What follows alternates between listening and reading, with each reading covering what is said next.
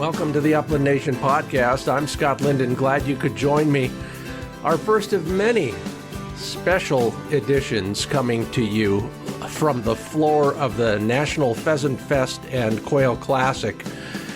Always a great opportunity to see old friends, meet new friends, and, get to talk with a lot of them live and in person. And our first guest in this series is one you know and love, Kali Parmley. She's the editor of Gun Dog magazine. We'll be talking about her hunting season, how a magazine is made, and how a TV show is made. Yeah, she's the host of Wild Uplands as well. And then, of course, we can't go without talking about her new puppy. It's all coming up right here. But there's more as well. The Fix It segment will be all about inspiring you to explore some new hunting spots. And your chance to win in the Fur Feathers Friends Word of the Week, whether it's the monthly prize or the 4-pack of pointer shotguns. I'll also be announcing the winner of our last prize for last month's Chad Hodge signature choke tube set from True Lock Chokes. And finally, I asked on social media whether your dog is expected to retrieve in the water, and you'll be surprised at some of the answers and amused by many of them. All of it is made possible by Pointer Shotguns, Mid-Valley Clays and Shooting School, True Lock Choke Tubes, MidwayUSA.com, Purina Pro Plan Sport Dog Food, and High Vis Sights.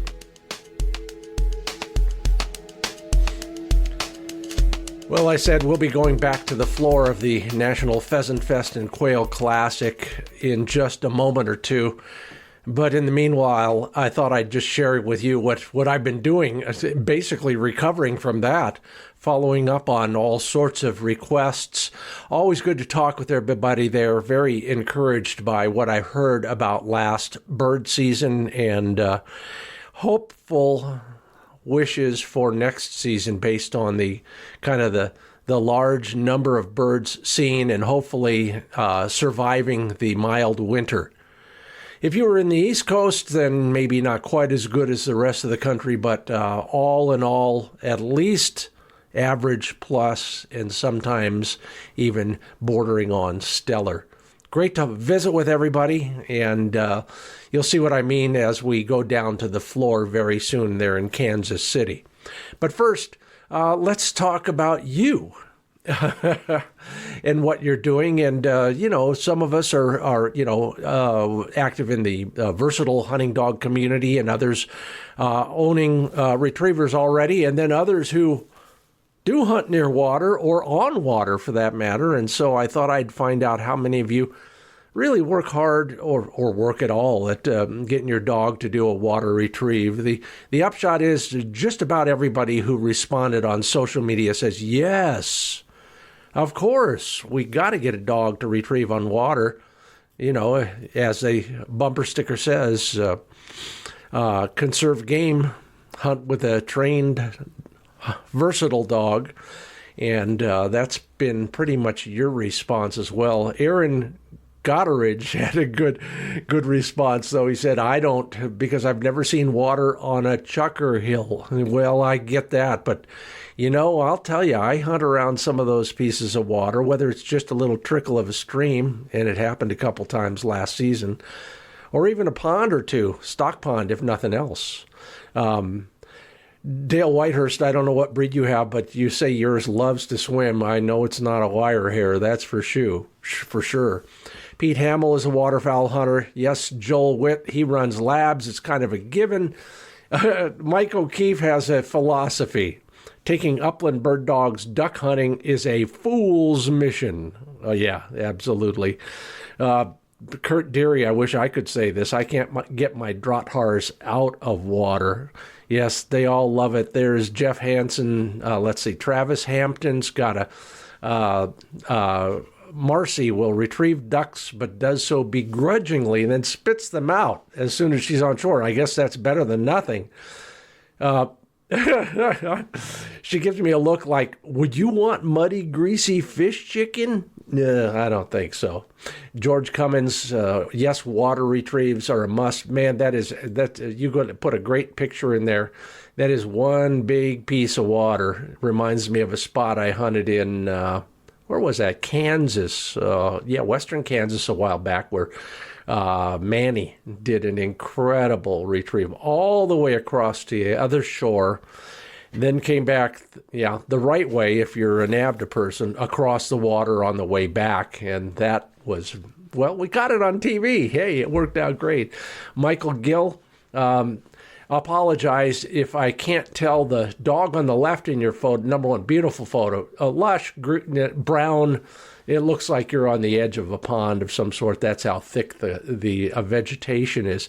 And then sitting, eyeballing the pond for more ducks is, I think, help me here, Michael. Is that a black poodle pointer and then a brown poodle pointer next to it? And 3 mallards in the background on an old piece of, I think they call those tines. You pull behind them, agricultural implement. Beautiful shot. Those dogs are intense, and isn't that what it's all about? Beautiful shot, Robert Murphy. First year of hunting, she made several water retrieves. Beautiful. Eric Thompson, I saved you for last because here's a video. We're all going to watch it together, a world premiere. And here it goes. Panning from left to right and then right to left. It's a pond in the middle of, I'm going to call it chukar country. There's some tall weeds on the near edge. Eric is shooting his video through those tall weeds at a dog coming right at us. Kind of like I just described with Manny. From the far shore, here he or she comes. I think you like girl dogs, Eric. I'm not sure. That is as straight a line as I've ever seen. It's a beautiful, beautiful retrieve. Here she or he comes with... Darn. The frame is cut off, but beautiful shot. And there to greet that retrieving dog is the steady, honoring dog. I know you got wiry-looking dogs, and that's beautiful. John Salfisberg, that's a beautiful shot of your short hair, black and white short hair. Man, that is the biggest black patch I've ever seen. That's like a dock diving shot on a little cattle pond of some sort somewhere in the... Well, I'll bet in pheasant country. Beautiful shot there. Thanks, John, and thanks everybody else as well for sharing your incredible dog shots. Yeah, well, if you don't teach your dog to retrieve on water, well, someday you may wish you had.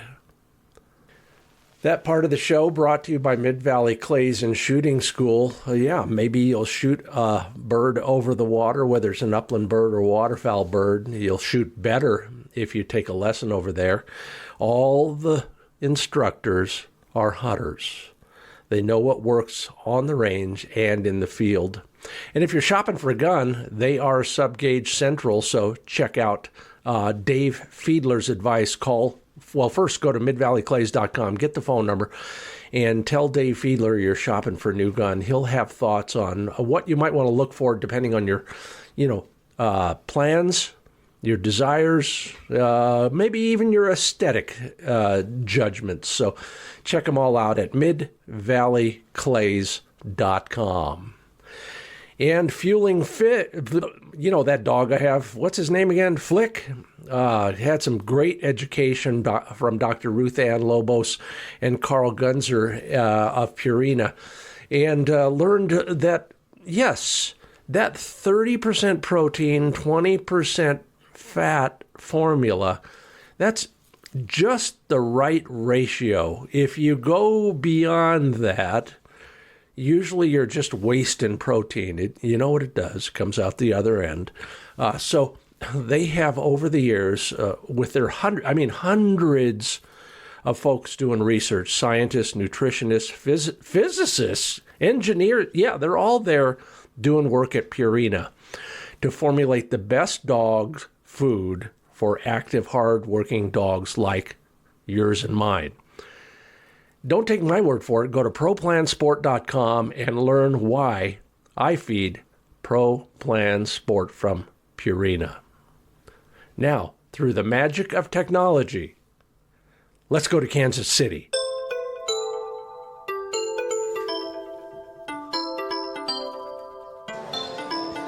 We hardly get to meet except at this, and I'm so excited because all I do is send her articles and pictures, and she's very kind to me. Kali Parmley is the editor-in-chief at Gundog Magazine, among other things. Kali, I'm just happy to see you again. We really got to go hunting this season. And we've been talking about it for years. And we brush arms at SHOT Show. We always have a drink, but other than that, this Pheasant Fest is when we see each other. Yeah, and we're both basically in the West now. Yeah, I don't know why we don't hunt together. Well, let's change that. Let's make a promise, and we have a whole bunch of witnesses now. Pinky promise. Yeah, and you were really you expressed interest in learning chukars a little bit more. Have you been able to do more of that out there where you live? I did. So I live in Utah now. I moved to Utah about 5 years ago, and so now chukar is primarily the bird that I hunt the most, and I like to say I'm out for revenge. Yes. Yeah, and I got a joke that I can't tell anybody without a visual aid, so I won't do that, but maybe later today I will. It's absolutely true. Tell me, because this is a very hot topic. You know, everybody wants to learn more about chukars, except you over there in that place. But what is it that fascinates you so much about chukar hunting? Well, chukar just, they live in steep, arid terrain, and they're few and far between, and they really make you work for them. And so, it takes a really good dog to figure out the terrain that he's got to cover, where they're going to be, down which coulee they might be, which ridge they're going to be on. And so it's a bird that always keeps you on your toes. Yeah. It's a bird that you're always learning about their habitat and what they want and what they want during this time of day and this time of day. And so it's a bird that you can never stop being educated on. I never quite thought about it that way, but yes, we do. We obsess. And now I'm going to call it learning instead, so nobody will think I'm weird. Yeah. So let's start with the good stuff. You got a new dog. I did. I got a surprise puppy. I wasn't, when you start looking for a pup, you're normally on a wait list for about 2 or 3 years, right? And so I had kind of told my associate editor, Tanner, hey, I'm going to start looking for a pup. And of course, his dad is Talmadge Smedley, who owns T's Dog House. He writes for us, a very good friend of mine. And I was going to call Jerry Coulter from Northwoods, who Jones is from, and I was going to start looking. I was going to talk to Talmadge, and next thing I know, Talmadge calls. He goes, I hear you looking for a pup. And I'm like, well, I'm thinking about a pup, Talmadge. And he goes, well, I've got a litter in the ground, and I've got a pup that I think you need to come look at. I love it. Oh, you're so lucky. At the time, Lincoln was with me still, and he was sick. He had cancer, and so I was dealing a lot with that. And then Jones was coming into his prime, and I'm like, I'm not sure I'm ready for a puppy right now. Yeah. But as things happen, everything happens for a reason. I think so. So what was the reason? What has come out of all of that, and what was the kind of the upshot for you of taking a puppy before you were Before I was ready. So I went back and looked at him 2 or 3 times. Talmadge lives, down the road from me. Yeah. And the final, of course, he was a beautiful dog. He's a beautiful lemon English setter, and calm, bold. And I put him back in his pen one day, and he turned around, and he looked up at me, and he winked. And Lincoln's signature wink his signature move was a wink, and I said, "Okay, that dog's coming home with me."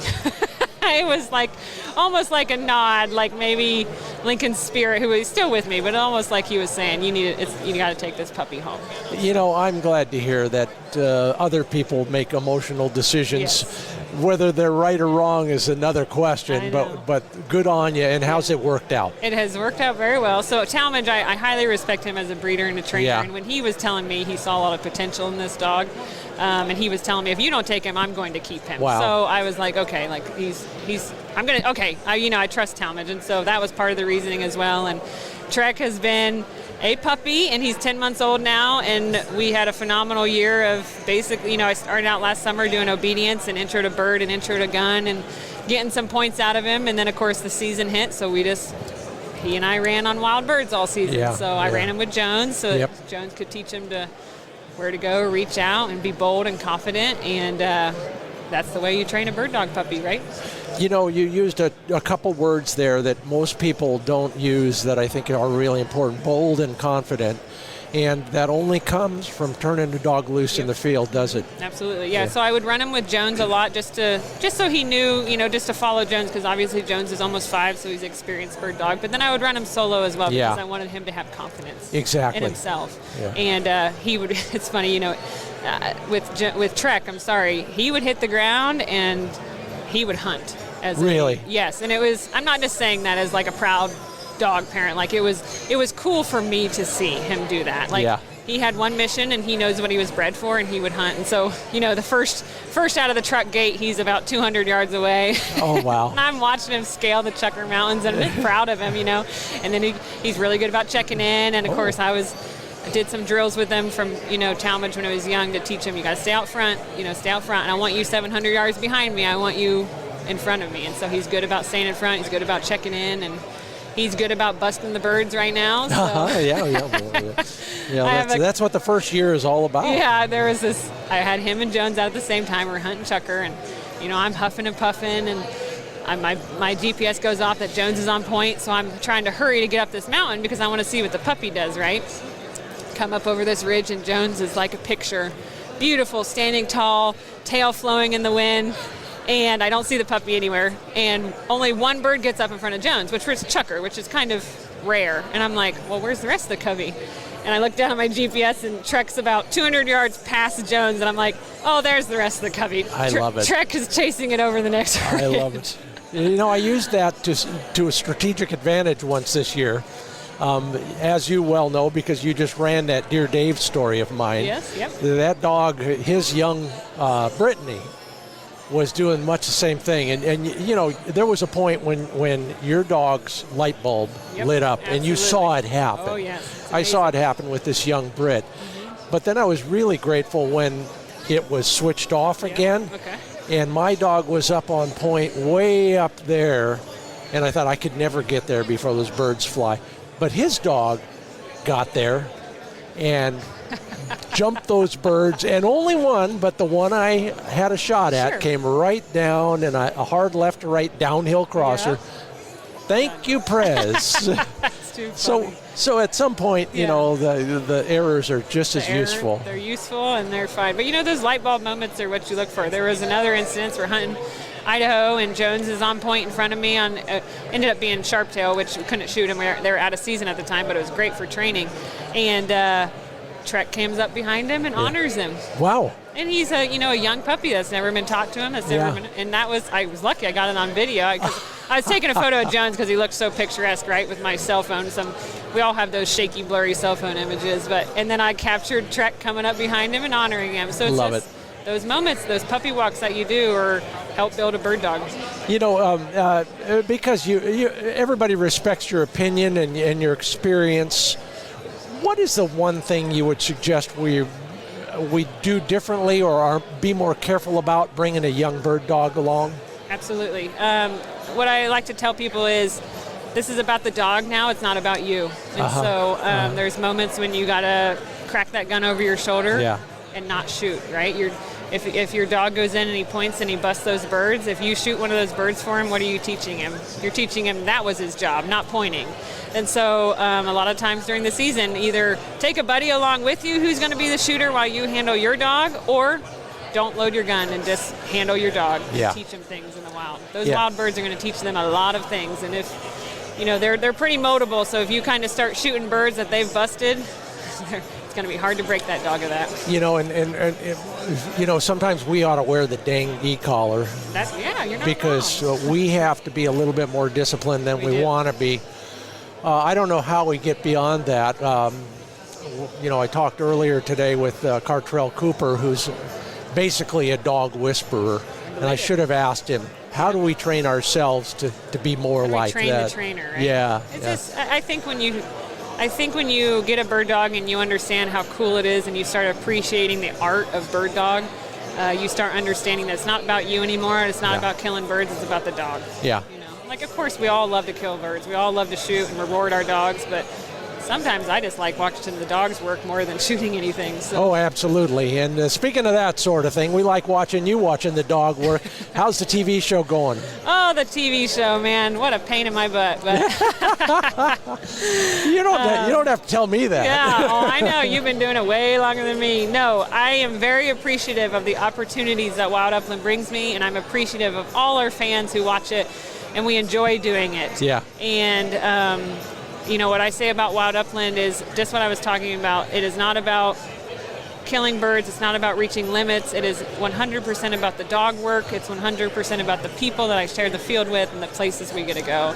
And I feel like, at least I feel like we do. We capture it well. We capture the essence of upland hunting, what it's really about, and I truly enjoy it. Everybody asks me, well, is it really that fun and that easy? and I told somebody off mic earlier today. I said, making TV is like hot dogs. If you enjoy them, don't watch it being made. There you go. Yeah, but I would say. Yeah, we enjoy it. I'm not sure our camera people enjoy it, right? No, I'll never forget a horseback chukar hunt we did, and the two camera guys working with me wouldn't be able to ride. No. They had to walk alongside us the whole time. Yeah. But they're troopers. Lynn, Tad, I know you're listening. Thank you very much. You work so hard. Thank you. Everybody wants to know what it's really like putting together a great magazine like Gundog. Sure. And I got to tell you, I was a publisher for 5 years.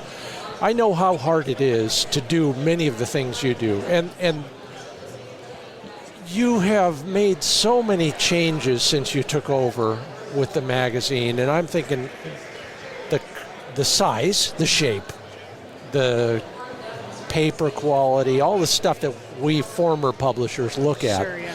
But there's also other things that we don't know about. Tell us a little bit about the kind of the behind-the-scenes aspects of being a magazine editor. Well, I mean, the first and foremost is you want to produce something that your readers want, right? And Gundog was always the premier upland magazine, sporting dog magazine for many, many years. We've been around since 1984. Yeah. But we all have to change with the times a little bit, right? And so before Gundog, I was working with Peterson's Hunting Magazine, which we're all under the same umbrella of company. And so I was an upland hunter, and when Rick Van Etten retired, I took over Gundog, and the first thing my bosses said to me was, we need a little bit of a change. And I had been looking at other magazines that I look up to in the industry, Covey Rise and Garden and Gun, and these magazines that have absolutely set the standard. And I said, we have to change with the times, and to do that, we need to produce a perfect bound, big, beautiful, bold magazine.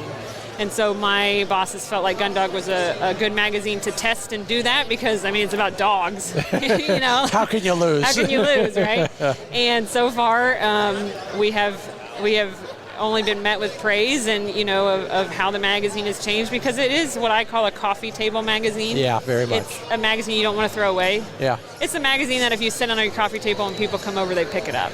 And we pride ourselves on that. Yeah, and just to amplify that, some of the other things that an insider would appreciate is that the size is now the shape is Absolutely. the right shape. And, big. Who would have thunk that kind of stuff mattered? It really does. Tell me about the process. It really does. You got to think about that, the quality that someone's getting. You're paying a premium for these publications, and it's something that you want people to renew because it's so nice. And so, this even upping the size from 8.5 by 11 to 9 by 11, is like a big deal, and a nice hardstock cover goes a long way. And so, but the magazine wouldn't be what it is without contributors such as yourself that really bring the life and breath into Gundog.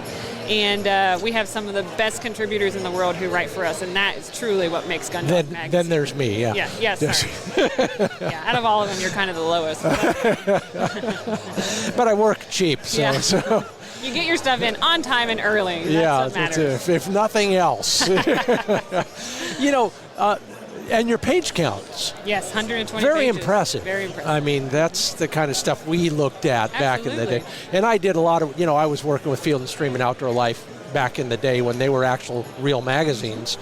And those are the measurements you look at quite often. Even if you're paying a premium for a magazine, you want you don't want a magazine that's filled with ads and you can't find the text and you can't figure out where to read. You know, we pride ourselves on full page ads and only half page and quarter page ads so that we can actually focus on the text and the photos and you know, and our advertisers do a good job of providing these big, beautiful advertisements so it doesn't really take away from anything. And everyone who supports us, we are so appreciative, and it just absolutely helps round out this magazine to be a great publication. Well, take me to school, Kali Parmley, editor of Gundog Magazine. How do you decide what the topics are going to be? I mean, I kind of know. Sure. You know, you ask me, I make suggestions, you ask everybody else. But you've got to have a vision for all of this, and it's way bigger than us throwing story pitches at you. So Gundog, you know, our columns focus on DIY dog training. We have some of the best trainers in the world who offer you the nitty-gritty advice that you need to train your dog, you know, from Ronnie and Susanna Smith to Cassidy to, you know, Jeremy Moore and Tom Dawkin. And so that's the first half of the magazine. And so every year, you know, each magazine has a theme, you know, puppy issue to the summer, which is health and safety, to September, early season, and then we go into the upland months. And so I'm like, let's start with training from puppy. You know, what are these tips that we need to give people here in the early spring as they work through the summer training, and then we get into the fall, and then what do we focus on? And then when it comes to the feature well, I look at what I think about all of our readers and all of our readership, from the guy who lives all the way on the East Coast to the guy who lives all the way on the West Coast. Like, what are they going to want to read about? You know, not only do we have just hunters who hunt their dogs, but we also have people who trial their dogs. So we cover both.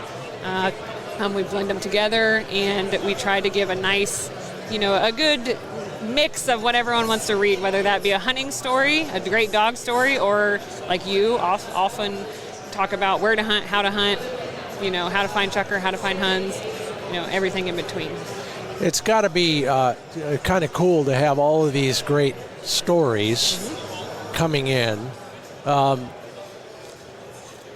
What is the hardest kind of story for you to find out there? I mean, are there some areas? Now I sound like I'm planning next year's pitches. Could be, yeah.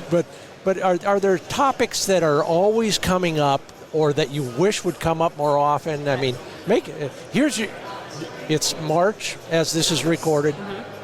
What's on your Christmas list? What's on my Christmas list? So I'm lucky with my writers. You know, I say to them, like, what have you done? What do you want to write about this year? Yeah. Like, what could you tell our readers? But honestly, I want to dive more into the what should we call them? Like human profiles, people profiles. I would love to find us highlight more hunters out there and bird dog guys and gals who are hardcore doing it in the nitty-gritty and just focus on their legacy and what they've done and what they've brought to our sport. And I would love to highlight people a little bit more than just, you know, our hunting how-tos. Okay, let me write that down. Yeah. Who do you know that has absolutely brought something and changed this industry? I'm there. Exactly. I'll be in touch. These people who are passionate and hardcore and who may fall under the radar because maybe they're not on social media. You know, some of the best trainers in the world that I know don't do social media. Yeah. And those are the people that I would love to highlight. Great. You all are listening to the Upland Nation podcast. We're down here on the floor of the National Pheasant Fest and Quail Classic in Kansas City. I almost said Kansas again, but you can see it through the window there, and across the river, that is Kansas. We're in Missouri right now. Kali Parmley is with me. She's the editor of Gundog Magazine, among other things. We've got a lot more to talk about. We're just getting started here. We'll be back with some more details on some more things that I think are extremely interesting to me, and hopefully to you too, right after this. Remember, we've still got the Fix It segment, which we'll talk about how to find some new ground, maybe a little closer than you think. And then a new prize in our Fur Feathers Friends Word of the Week and Pointer Shotgun giveaway. The new prize is, well, I'll tell you when we get there. First, this word from TrueLockChokes.com. Yes, the Chad Hodge Upland Chokes are now ready for your orders. You've heard Scott talking about them. We just gave away a set. I'll announce the winner very soon. TrueLock Chokes has a quality control program that's second to none. First off, the choke tubes are made from U.S. produced steel right there in America in Wiggum, Georgia. These guys are sticklers about close tolerances and high-quality materials. Learn more about their lifetime warranty and satisfaction guarantee. Go to TrulockChokes.com. And I told you we're giving away a 4-pack of Pointer shotguns. You want to start shopping for yours, go to PointerShotguns.com. Learn more about what they've got available for you. You know, I talked to lots of folks at Pheasant Fest who said they bought a Pointer shotgun on my say-so, and they've all had very positive results so far. If you're looking for a new semi-auto, the FT12 is coming out soon in 12 gauge with a variety of finishes. It's very affordable at just $4.99 suggested retail price. Comes with 5 choke tubes, and it's got a 3-inch chamber, so you waterfowlers are going to be very happy with this affordable, high-quality, semi-automatic shotgun. Now I'm waving the magic wand. Let's go for a little visit to Kansas City.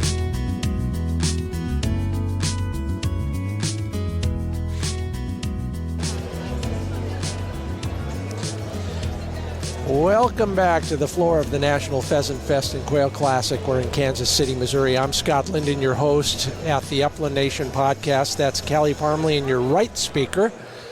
And we're talking everything. Magazines, dogs, puppies. Tell me about your hunting season. Oh, man. This was a hunting season to remember. I am so happy to hear that. Was it not for you? Yes. It was. Yeah. And the bird numbers were absolutely phenomenal, and it was a great year to have a puppy because of that. Yeah. Holy moly. We traveled all over for Wild Upland, of course, but just when I actually got to hunt home, which I did this year a lot, every time I went out, 2 or 3 coveys of chukar or more, and it was just perfect for the young pup, perfect for Jones, who was absolutely coming into his own. Yeah. And I love I had a bunch of friends come out this year who had never hunted chukar hunts before, and I was able to take them out, and Jones just put on a clinic for them. And, you know, me as a proud dog mom over here just beaming with pride. Nice. And, man, it was just a great year. You know, check me on this, because I'm gonna haunt your dreams this chukar season. I'm coming out your way if I do nothing else. In part because I think your season is a little longer than most. It lasted till February 15th this year. Yes. Yep. Yeah, and that we can't get. I go to Nevada and tail out the season there, but it's only an extra 3 days. Oh, really? But yeah, it goes all the way till normally around Valentine's Day every year. And the birds this year, they were good all the way up until the closer. Yeah. It was awesome. Now, of course, it was a hard season. This was the first season without my beloved first bird dog, Lincoln. So yes.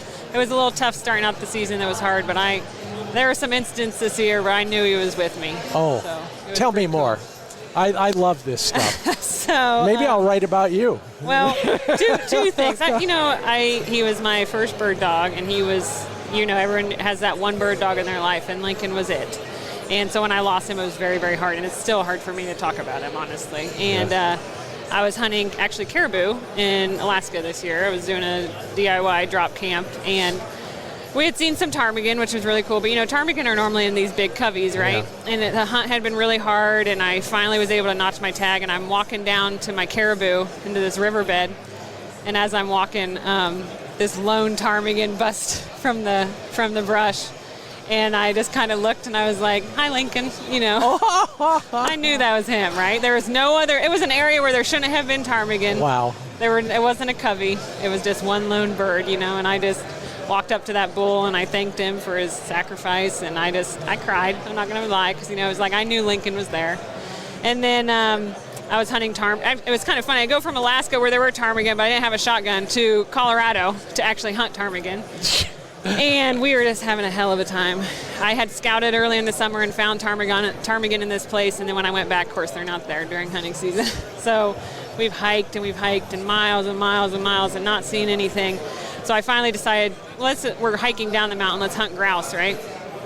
And so Jones is with me, and Jones goes on point, and this grouse flushes out of this tree, and I was able to shoot him. And I picked up the bird, and he had only one good leg. He had one leg that was a bum leg, but not like it was a leg that he had been hurt earlier in life, and it had healed over or whatever. Okay. And see, Lincoln, before his passing, he had cancer. He had osteosarcoma in his leg, so he was only on 3 legs. Yeah. And so I looked at that bird. We've been hunting for 3 days and getting skunked the entire time. And then the last hike of the day, on the way down the mountain, it's almost evening time, and this bird, Jones finds this bird, and I was able to shoot, and I helped that bird, and I looked at him, and he's got 1 bum leg. Wow. And I said, "Thank you, Lincoln." Thank you. That would be a fun story to tell, not just your aspect of it, but there's a lot of, I don't know what to call them, but magical coincidences. Magical moments. Yeah. I just knew. I knew he was with me. And I have his collar on my back, and I knew I just knew. It's hard. It was very, what's the word I'm looking for? Just, you've hunted for almost 10 years with a bird dog, and this is the first season without him. So it was very surreal. You don't get shed of that, ever. No. And like you said, the first dog, you will never forget. Never forget him. Oh, so. That's great. Yeah. Well, if those are highlights for sure of your season. How about an interesting bird or two? People think all we do is walk around and everything we do works on TV. Yeah. But did you have any interesting bird hunts on television, maybe a different species or anything like that? Sure. So we went to, not necessarily different species, but I am not a rough grouse, Northwoods rough grouse hunter by any means, but I went up to Minnesota and Wisconsin this year, hunted with Ben, Brent, and Jen, and my buddy Jeremy Moore. And, my dogs are Western dogs, and so that type of terrain is hard for them, and it's hard for me. And so a great learning curve for Jones, who, finally figured out, to get, he was kind of running these logging trails because he's used to the wide open West, right? And finally he figured out, well, I need to get off these and get into the woods, into the thick stuff. And so it was really cool to see him kind of switch and figure that out. And, of course, me, by the time I was done with that 8 days of hunting that Northwoods terrain, which touche to those guys. Holy moly, that is hard hunting, and that's hard to hit a bird. That's hard to find birds. And those dogs who are Northwoods grouse dogs, wow, phenomenal bird dogs. So, I got to watch some excellent dog work. And then I loved hunting with Ben, who just has a phenomenal pointer, and he was just a machine. And then I went down with Jeremy, and I hadn't been running. I don't run a bell on my dog, right? Yeah. I hunt the West, and so I can't tell how Jones was running in the woods. Oh. And so Jeremy was like, you mind if we put a bell on him? And I was like, yeah, I don't mind. And I thought that was really interesting because Jeremy, he has such a deep thinking way of doing things. And he was like, we put a bell on him, we can hear how he's running. We can hear if he's just dead sprinting. We can hear if he slows down because he might be on some scent. And of course, we can hear when he stops and he's pointed. And so it was really cool to put that on Jones and see how he was connecting with the birds. And by the end, I was hearing that bell slow down and stop, so it was pretty cool. An audible speedometer. Yes, it was really neat.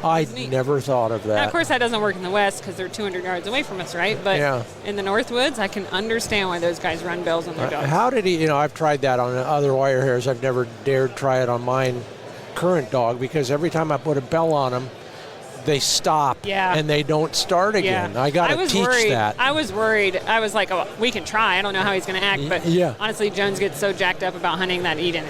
It didn't even bother him. But I worried. I was like, is this going to affect him? Yeah. Now, it didn't bother him. And I put it on the puppy, too. Now, he's so young that he didn't care at all. Yeah. But I could see why some dogs would not handle it well. If you've never done it before, and also they have this loud clanging in their ears. Yeah. I could see why it wouldn't work. Oh, and it's so loud, Yeah, it is.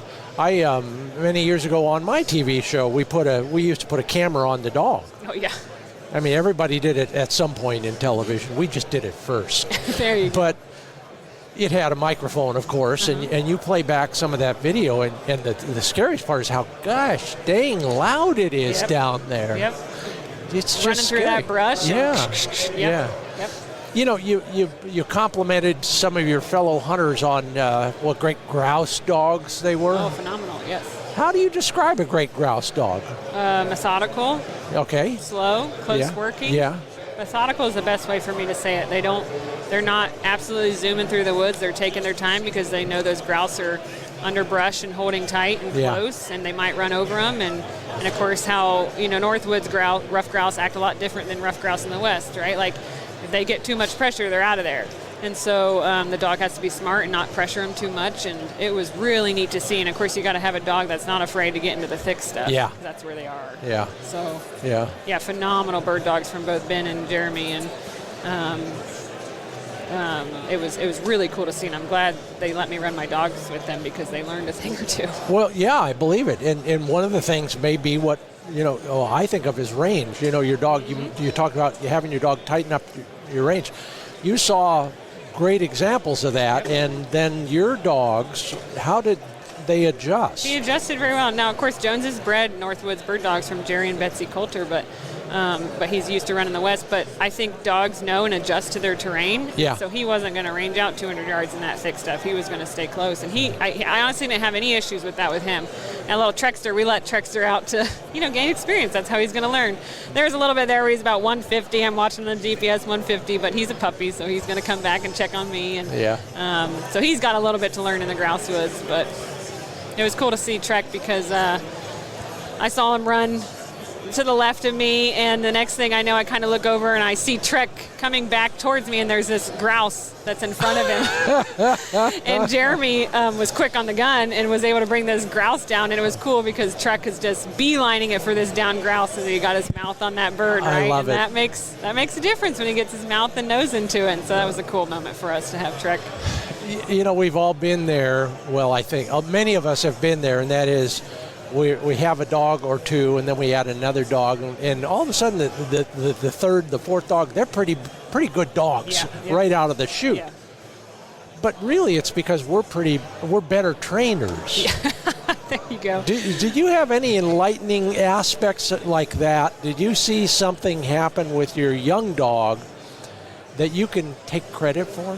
That I can take credit for? I don't know about that, but I'm laughing because I just told everyone not to shoot birds that have been busted by the pup. But this was when Trek was like 5 months old. So there is a little bit to say about busted birds with puppies, getting their experience. Like, this one bird that he busted, and he's hardcore. We're gonna flush it for him. Gonna get it in his mouth, get him excited, get that bird drive up, and then we're gonna maybe do that one or two more times, and then we're gonna seize the shooting of the birds, right? But that's all part of the learning process of building that bird drive and getting them pumped about hunting in these birds.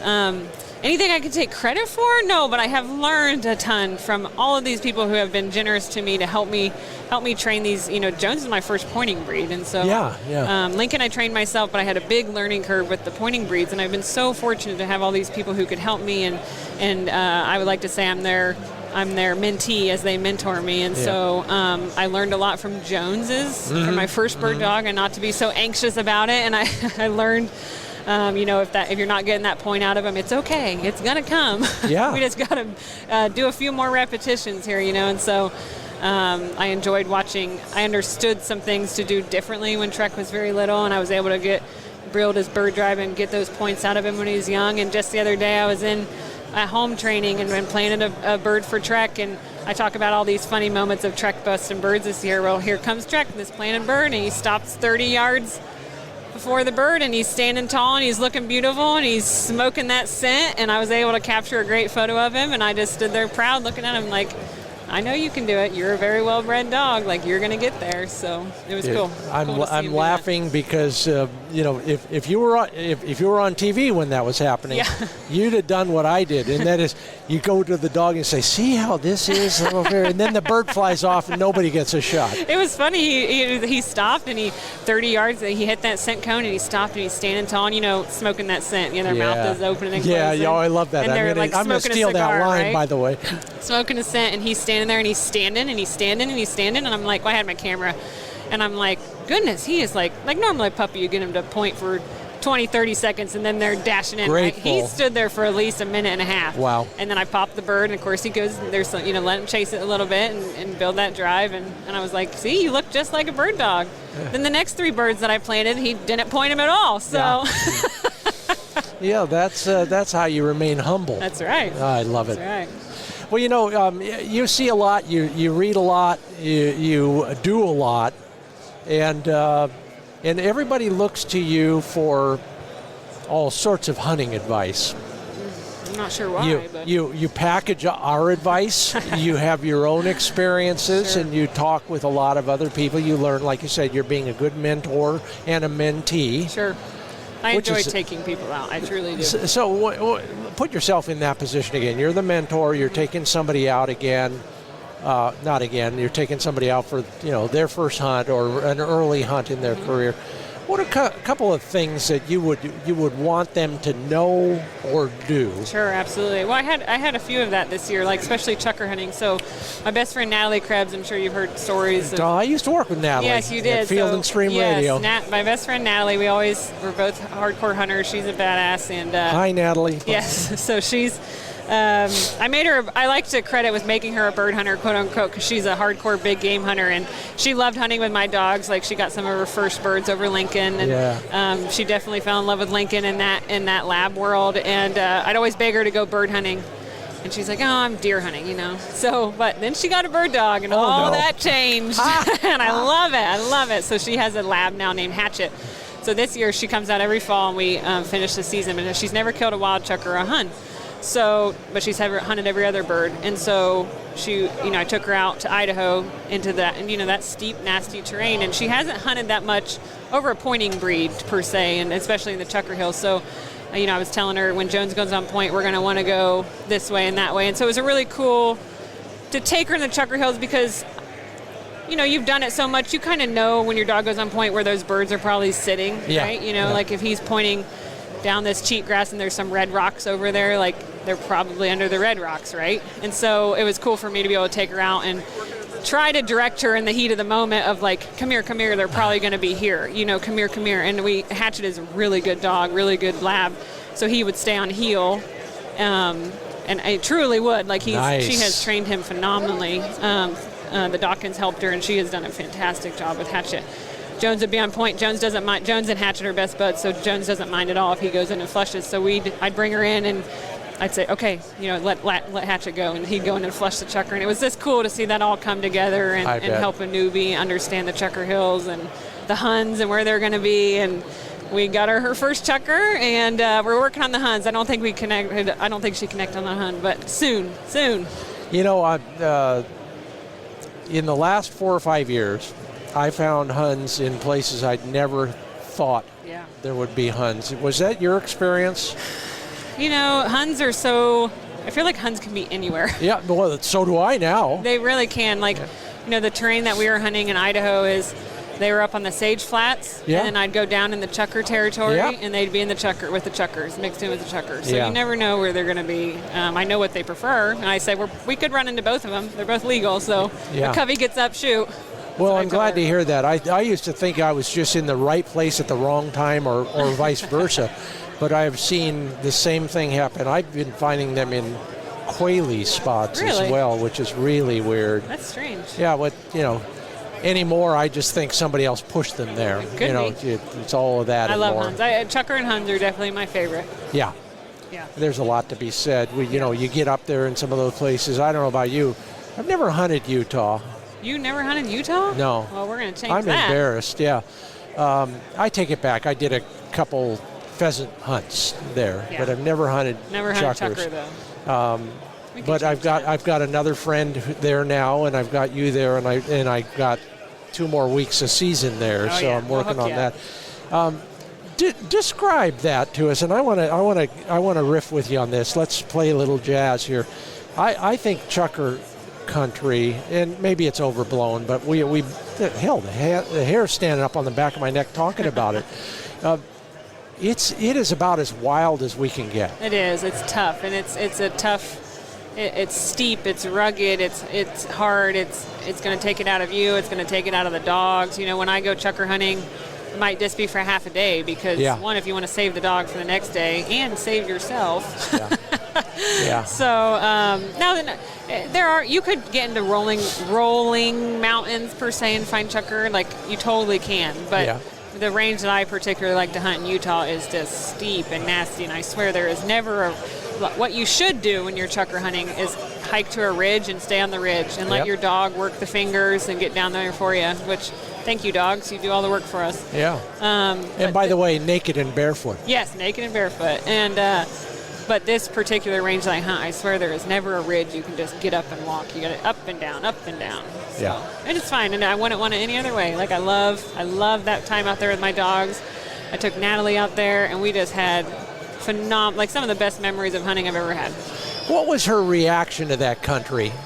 Well, luckily she's hunting with me a few times out there, but she loves it just as well. But it's the same. We look back. There's not a lot of talking going on because we're breathing heavy and we're both sweating. And when we finally do reach the top, we start chatting. But on the way up, there is not a lot of giggling or talking. It is put your head down and go. I'll tell you, I'll take the opposite tack. Yes. What I love about it, I value the challenge, the physical challenges, and the strategic challenges. Yes. But I also like walking ground that maybe nobody else ever walked before. I think about that when we're out hunting. Have you ever thought about that? Like all some the of the time. land, I'm like, this land and maybe has never seen another human foot ever. Yeah.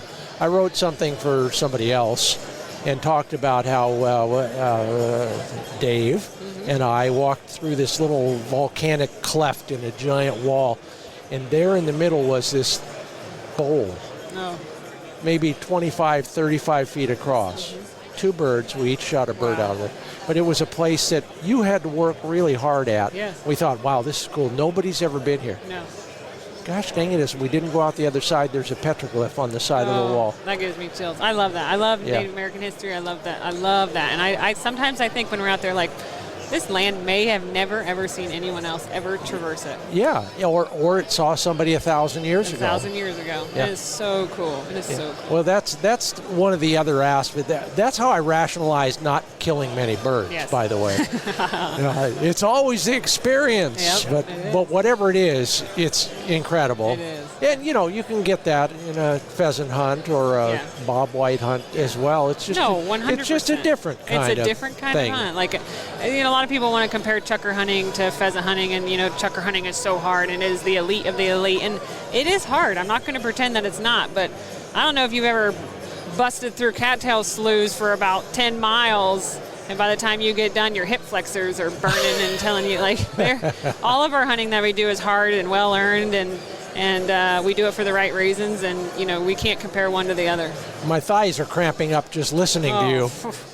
Hunting to that sharp-tail country in early September in that heat in that rolling prairie, like, come on, like, let's not pit each other against each other. We all do hard things, and we do it for the right reasons, right?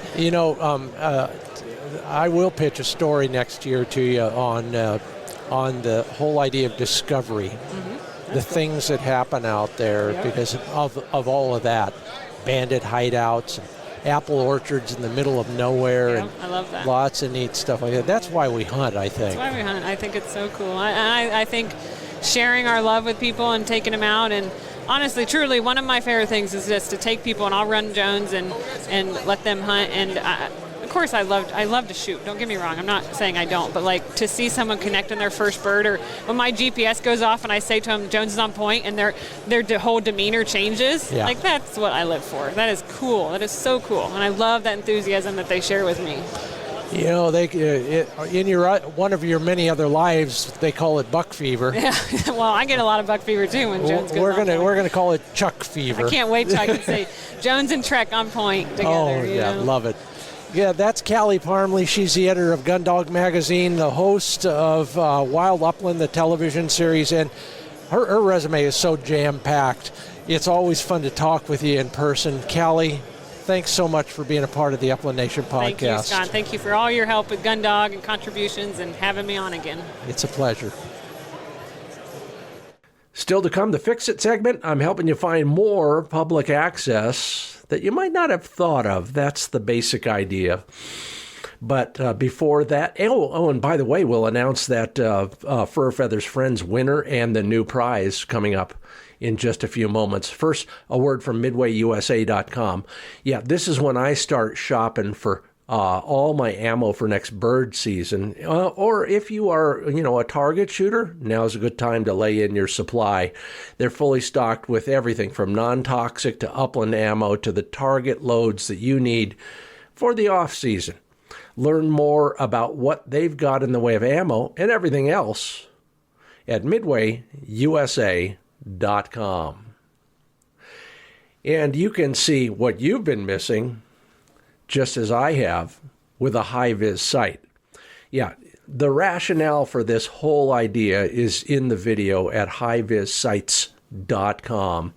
This interlocking patented light pipe system lets you easily and quickly switch the colors depending on the weather, the overcast, the conditions you're up against, and then you never do lose the bead while on target. Works for me. It'll probably work for you. Learn more at highvissights.com. Well, this week in the Fix It segment, we're not really fixing anything. I'm helping you find more adventure in a convenient way. Now, I did this a couple times last season and am so excited about how it paid off. I want to share it with you because it'll save you some headaches when it comes to driving. It'll save you some headaches when it comes to finding those new public access wild bird hunting spots. Get out your map or your online app or both, and then go to your favorite place. You know where it is. You can find it fairly quickly. Then zoom out just a little bit and start looking at other nearby places. Now, in my case, there are places I'd race past all the time to go to my favorite places because I knew there were birds there. Well, they were sometimes, but not all the time. But once in a while, after 2 or 3 days, like on the 4th day of opening weekend, yeah, I'm rubbing it in, 4-day opening weekend, you want something a little bit new, a change of pace, some new scenery. Why not zig to the left at that little 2-track instead of going straight down the county road for your honey hole? You do that with those great satellite images and then sometimes a good old paper map, depending on what you're looking for. The odds are good that if you're near one of your favorite spots, these might become a little bit closer to favorite spots as well, and you've never hunted them before. So if you're looking for a change, drill down on the map, find some new access, and give it a try next season. All right, congratulations, David Klopp. You're the winner of our Chad Hodge signature choke set from Trulock Chokes. You entered the Fur Feathers Friends contest and answered the word of the week as well. And you also told me who you're taking hunting next, your son. Good on you both. Have a great day. You know, the Fur Feathers Friends thing is all about showing off your dog to somebody who maybe doesn't get enough or get any hunting. So go to furfeathersfriends.com, tell me who you're going to take, and you're entered to win that 4-pack of Pointer shotguns. Now, every month we have a monthly prize as well, and starting today, that prize is a day of private hunting access from landtrust.com. Yeah, a whole day on your own from landtrust.com on any of their properties. So go to furfeathersfriends.com, scroll down to the bottom, fill out the form, make sure you mention the word of the week in that space. And this week, that word is check cord. Word of the week, check cord. That gets you entered for that free day of hunting private land from landtrust.com. Well, thank you so much for being an Upland Nation podcast listener. Thanks to Kali Parmley from Gundog Magazine, among other things, for filling us in on what her life is like these days. As hectic as ours, you can bet. If you will do me one favor and leave a rating or a review at Apple Podcasts, that will continue to help us grow this Upland Nation podcast. And then if you will please support our sponsors, they love to hear from you. They include Purina Pro Plan Sport Dog Food, Mid-Valley Clays and Shooting School, Trulock Choke Tubes, MidwayUSA.com, Pointer Shotguns, and High Viz Shooting Systems. I'm Scott Linden. So glad you could join me from right here in the studio and also from Pheasant Fest. Thanks for listening to the Upland Nation podcast.